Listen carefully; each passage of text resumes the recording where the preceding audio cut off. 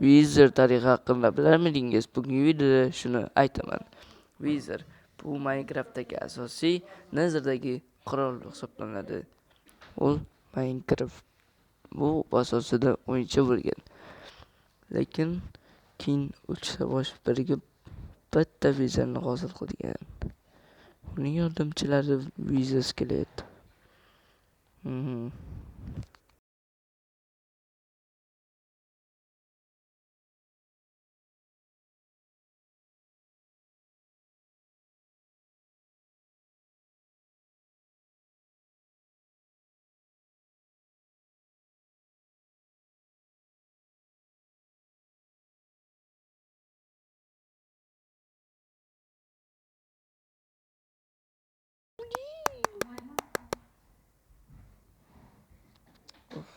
Reklamachi bo'layapti shu kaputdan.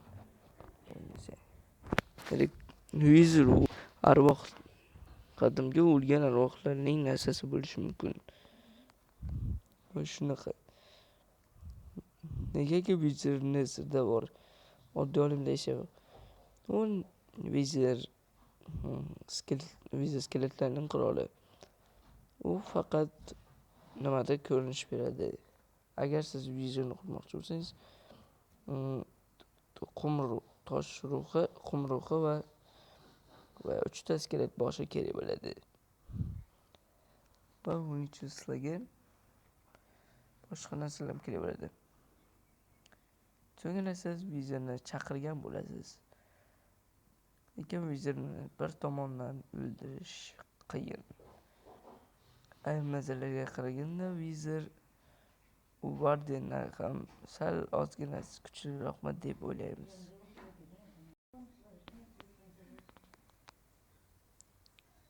Wizardni yaratishimizga 3 ta skelet boshi kerak bo'ladi. Wizard bu zo'r mob. Hozir Minecraftda 4 ta asosiy kuchli mob bor. Ular ham bo'lsa Wizard, Dragon, Guardian va boshqa moblar. Qilganingizda qora oq quvurlar chiqadi. U sizni o'yinchilarni golemdan ham boshqa moblarni ayamay o'tiradi. U mob juda kuchli sanaladi. Va siz uni o'ldira olmaysiz. Faqatgina bitta cheat bilan o'ldira olasiz. U ham bo'lsa kill degan cheat bilan o'ldira olasiz. Lekin u cheat yoqilsa, ishlab o'lib ketadi Wizard. Wizarddan tushadigan narsa bu Wizard Nether Star. Nether Stardan siz beacon yasashingiz mumkin. Va beacon yasaganingizda u Minecraftning oxiri bo'lishi mumkin. Ayrim nazarlarga qaraganda. Wizard aslida Nochning g'azabi. U Wizard Minecraftning asosiy nimasi. U sizni bir zarbadagina o'ldirib qo'yadi. Siz o'ldirgan vaqtingizda qop-qora narsa tushadi.